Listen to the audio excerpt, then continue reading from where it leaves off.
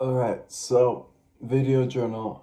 Today is 28th of April and I just came back from Warsaw where for the course of 8 days I was working at the Warsaw main train station helping Ukrainian refugees and just generally people from Ukraine, primarily with transport, with finding a apartment, with getting visas, with generally moving around and surviving during this hard time. And I have made a list of all of the things that I have experienced and seen and things that I want to recall. First in my list is Lida. Lida was a woman who was from somewhere in central western Ukraine because she preferred to speak Ukrainian, but with her I managed to speak with a little bit of Surjik, a little mixture of Ukrainian and Russian, and generally surviving with that. She was saying things like, "Oh, это мает щось," what else? Just generally a mixture of Ukrainian and Russian. And basically, she was like, "Yeah, I'm trying to get into Canada. I'm trying to get in there. What are the options?" And I'm like, "Yeah, there's a visa process. I can show you the tips." And she was like, "Is there any way I can fill that out with you right now? I don't know how to use computers very well." And I'm like, "Yeah, sure. Come through our little area here and I will help you to fill it out." And over the course of about an hour, we worked on it. I remember saying all the time, "Как беженцы можно это все делать, когда это все так сложно?" And yeah, the system was very complicated. The website was very complex, but we managed to make it. And she was a very chipper person, very fun to talk with. Lots of jokes, lots of body contact, and she was very grateful for it. So grateful that the next day she came by with a jar of her homemade borscht. So I got some babushka borscht with me the next day at our summit at the Isaac at the Cherry House. We were joking like, yes, B2C instead of business to consumer or business to customer, it is borscht to soplice. So that was one of the biggest impacts that I felt. Next thing, three guys came up to me, very tall, very young, very confident guys. They came to me and said, "Yeah, we are looking to go into the Foreign Legion. How can we sign up?" I'm like, "Okay, great. Where are you guys from?" "We're from Russia." I'm like, "Damn, well, let's see." Going from Russia into Ukraine to fight against Russia is an incredibly intense and honorable decision of theirs. So I sent them some links that I had for how to get into the Foreign Legion and the steps that they needed for that. Next thing, Vova. His story was that he was trying to get into Los Angeles. His former wife was there with one of his daughters. His former wife had recently married somebody with American citizenship from Ukraine and were willing to try and get him across the border. They're even willing to create a fictitious marriage to make that a possibility. And he and his daughter were trying to get across the border, and they were saying like, "Yeah, we heard that there are a lot of people going through Tijuana. What's the possibility for that? Do you recommend it?" And thanks to Alec, we helped to figure out the reason, like the best ideas here, figuring out that obviously the fictitious marriage is a very bad idea legally, and that the situation may lead to them being split. His daughter was an invalid of the second class, meaning that he was absolutely necessary there as her guardian. And quite often they came to me. Thankfully, they will be able to get into the US scheme because they allow it if there is a person in the US who's willing to be financially responsible for them, and that person exists. I really wish the US process was simpler. I wish there was a possibility for people to get it without context in the US, but right now that is not a possibility, which is extremely upsetting to me. But they will probably get in. Next thing was this one man I saw who was a very, very big guy, bigger than me, very fit, had a big eagle tattoo on his forearm, very much looked like a Polish eagle. but he was trying to figure out how to get to Berlin, and I decided to talk with him a little bit. And as it turned out, he was an American who actually just fought in the Foreign Legion. He had a tour in Kiev and in Kharkiv, and afterwards they told him, yeah, you have the chance to either stop your tour right now, or you can keep going into Mariupol and fight there until the death, as he said. So he decided to use that chance to go to Western Europe, spend some time in Berlin. He said he might see about going to Thailand, someplace warm, and yeah, he deserves a vacation. Yeah. Next thing is that we had the task, me and Jenya, who I'll discuss in a bit. We had the task of helping a family get their baggage onto a train, and it was at Warszawa Śródmieście, not Warszawa Centralna, which meant we had to walk a little bit with a lot of baggage. And we're waiting there for the train to come. The train comes and people are getting on board, and I heard a scream. And as it turns out, a babushka had fallen in through the cracks onto the railroad trying to get onto the train after it had arrived. Because there is the train, and then there is the steps. There's a very big gap there for falling in. And she fell in kind of horizontally in there. And we had to figure out how to get her off of there. I yelled, "Остановите поезд," stop the train. But of course, that would have been in Polish, but yeah, they managed to stop the train. The conductors came by, and we, in a group of like 3, we had to get her off. I jumped into the railroad hole, and we helped to lift her up there, set her down there. The Polish conductors could not speak Russian, of course, so I was telling her, "Да, все будет хорошо, все будет нормально, вы безопасно приедете в Przemysl." So, нормально, and она сказала, "Yes, everything, хорошо, да, спасибо большое, я понимаю." Another time also, there was her granddaughter who was yelling and screaming like, "Oh my God, what is this?" And once you got the grandmother on board, I went to the girl and was telling her, "Да, все будет хорошо, все будет нормально, мы все решили, все в безопасности." And she was saying, "Спасибо большое, спасибо." So I managed to calm her down a little bit. And yeah, afterwards, everybody was safe. I had to go up, get some fresh air. And yeah, that was definitely one of the hardest of 3. And as it turns out, the second hardest of the 3 was the very next task that we had to decide, that we had to solve. That this one woman came inside, and so she was similarly saying like, "Yeah, we have some baggage from the taxi, we need to get into another one, we need to bring them in." And so I go outside with her, and she's like, "Where's the taxi?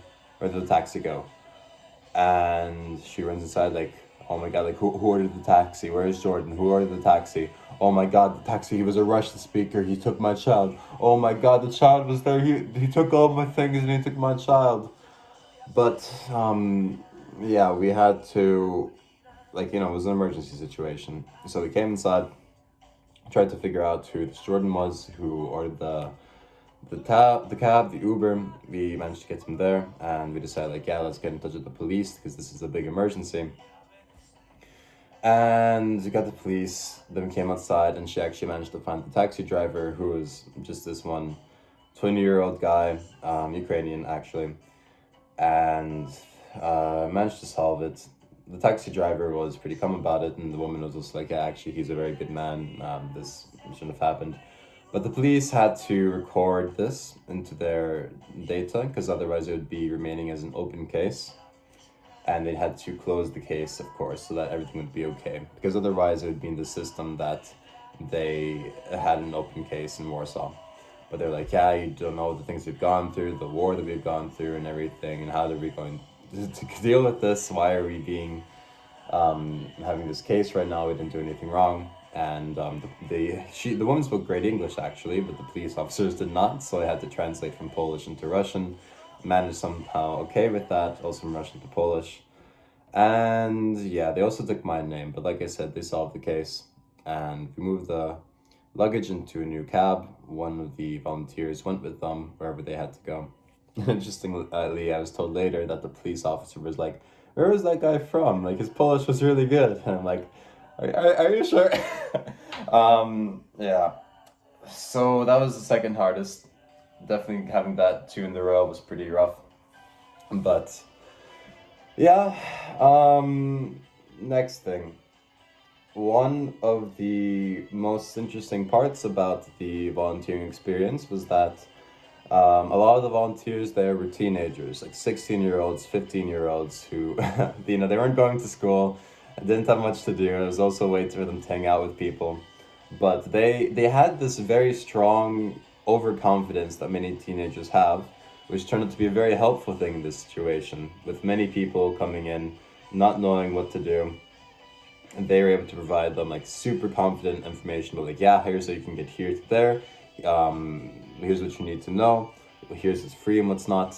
Just information as I was giving as well, but they had this energy to them that like, yes, we know everything, as you have it as a teenager. And I was extremely impressed by that, because at the age of 16 and 15 and going through this is intense, and they will be strong people in the future for sure. A few other small things is that some of the people there, you could tell that they were, well, some of the people were going back into Ukraine. A lot of them were. But some of them, you could tell they had just come back from the bunker. They had black suit covered all over their face, or you would notice that they were sweating a lot, or maybe they smelled a bit off. And you wouldn't think anything about it at first. So you're just like trying to solve the question, and you just notice that they don't smell the best, like whatever. But then you realize that, oh wait, the reason why is because they have been in a bunker for 2 months. They have not had a shower in up to 2 months. They have been in these awful conditions and are only now getting the chance to escape. Which is, yeah, it's intense. Another thing less intense was about the languages. I would say about 40% of people approached me directly talking to me in Russian, another 40% talking to me directly in Ukrainian, about 10% of people in Polish, and another 10% in other languages like English, somehow also Portuguese and Spanish, which I managed to use during this time. Yeah, and as if they said things like, simple things like, "Підкажіть, будь ласка, як можна доїхати до Познання?" I'd be able to understand that pretty okay and could answer pretty alright, more so in Russian. But other times I would say like, yeah, could you, no можно на русском? They'd be like, yeah, okay, sure. Or if not, then I would direct them to one of your Ukrainian colleagues. And only one time did one woman say like, no, I prefer to speak Ukrainian, there's a war going on. Just one time. So that really goes to show how people are still okay with speaking in Russian, many of them. Yeah, and another thing was that they would not ask me if I would be speaking with them na ruskom, but na rossiyskом, making the difference between the language of Russia versus Russian as an international language, which I will definitely actually take to myself in the future and say, да, я говорю на российском, не говорю на русском.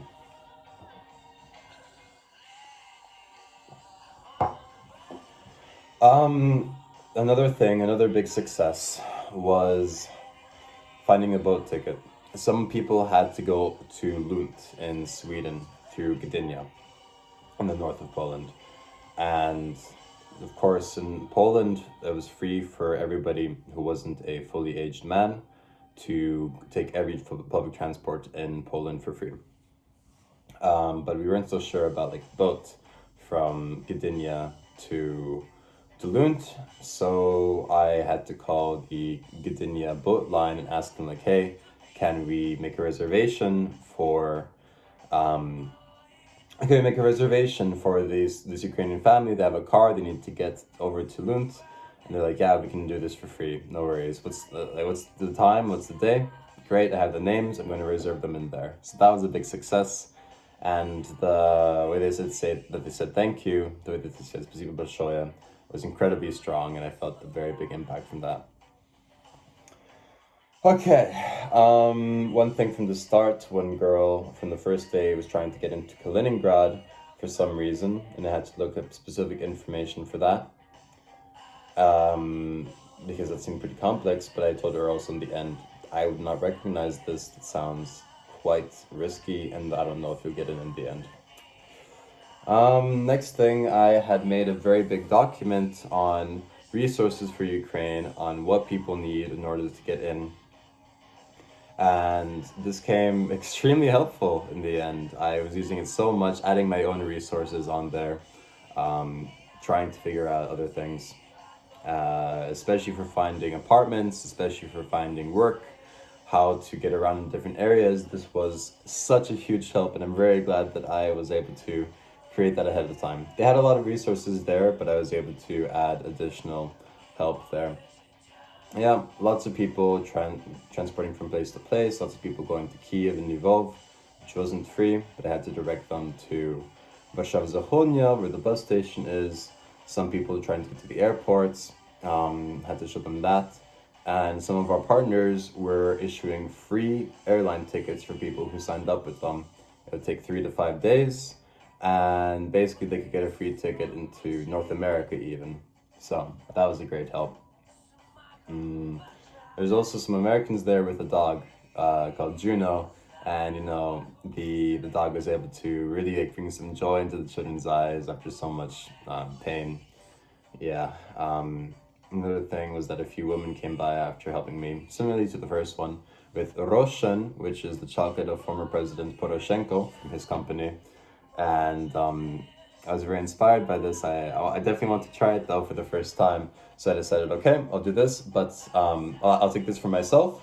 But for every other day, I will go off and buy some lollipops, some chupa chupsi for the kids to take. So every day I would get a few bags and just give them out to the kids. And just seeing their smile change was a great feeling. Yeah, almost finished. Moldovan guy. On one of the last days, we were trying to help this one guy from Moldova who lived in Odessa, who was assaulted there at the train station.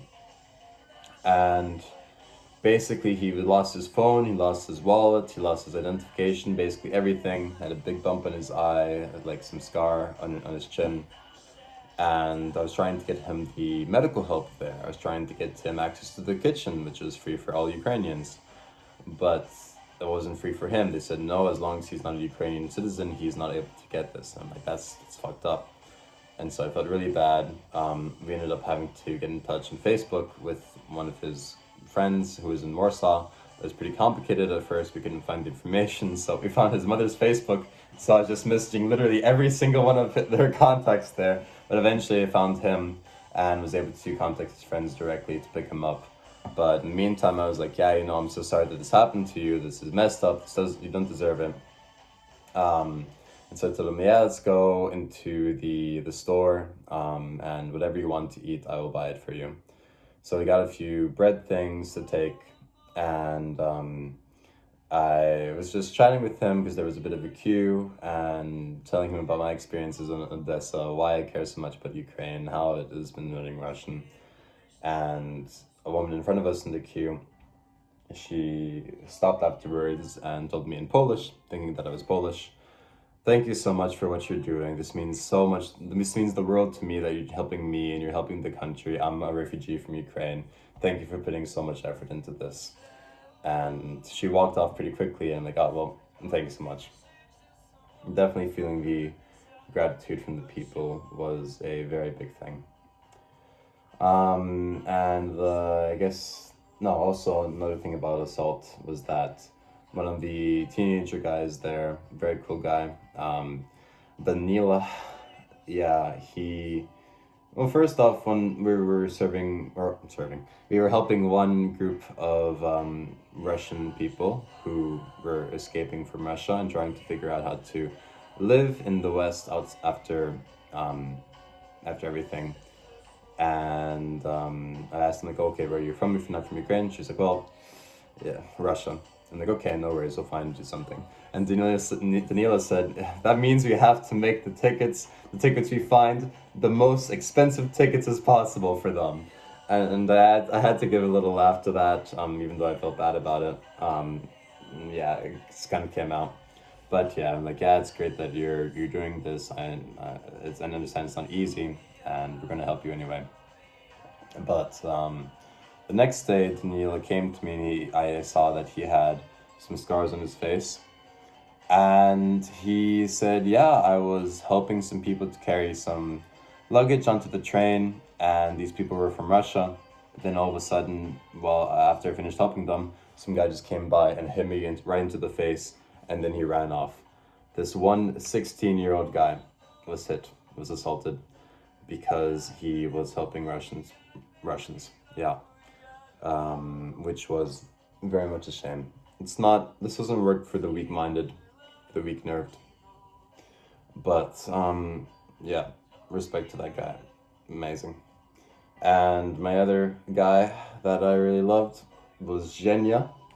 He was a sailor from Mariupol, and he had a brother in Gdansk, but his parents were living outside of Mariupol. And he was saying like, yeah, it was terrible there. Like oil there is now costing like over $1,000 US, and the people there are living and trading by objects that they have, by food, especially by cigarettes, of course. And he actually gave me a package of cigarettes with no labeling on it, and we realized later that these are cigarettes packaged by the DNR. Yeah, his story was that he managed somehow to drive from Mariupol onto Crimea to Sevastopol, and from there some Russians who had moved there to Crimea a few years back helped him. They fought against the government by sneaking him onto a boat and getting him over to Greece. And from Greece he went to Warsaw to help out at the volunteer station. And he said like, yeah, I have an invitation from my Indian colleagues to move to India and work as a sailor there. I'm just waiting on my visa right now, so I will be going there in a bit. Very funny guy, very well traveled. Was a pleasure to meet him, and I'm sure I'll never forget him. So, looking at it all, it was definitely something that affected me a lot, but the most important thing was that I was able to successfully help there, that I was able to bring smiles to a lot of people's faces, that I was able to give them really concrete help in finding an apartment, finding a place to live. Even if the conditions weren't great, there are always options. Nobody ever had to sleep on the street, nobody ever had to go hungry.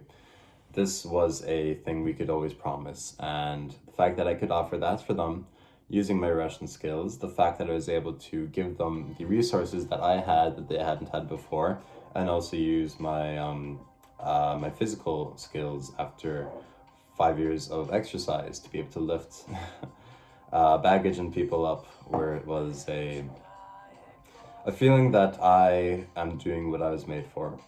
The feeling that I am doing what I have needed to do or the feeling that I'm doing what I was created for, that I'm complete, and that this is where I need to be working. Being back in London, it's very odd in this environment where I was helping so much out with people who, for example, only had $10 to find an apartment. Trust me, I only had $10 left on my name. How can I find a place to live? And going back here, where $10 is the price of a student Beethoven ticket, which we consider to be very, very cheap. It's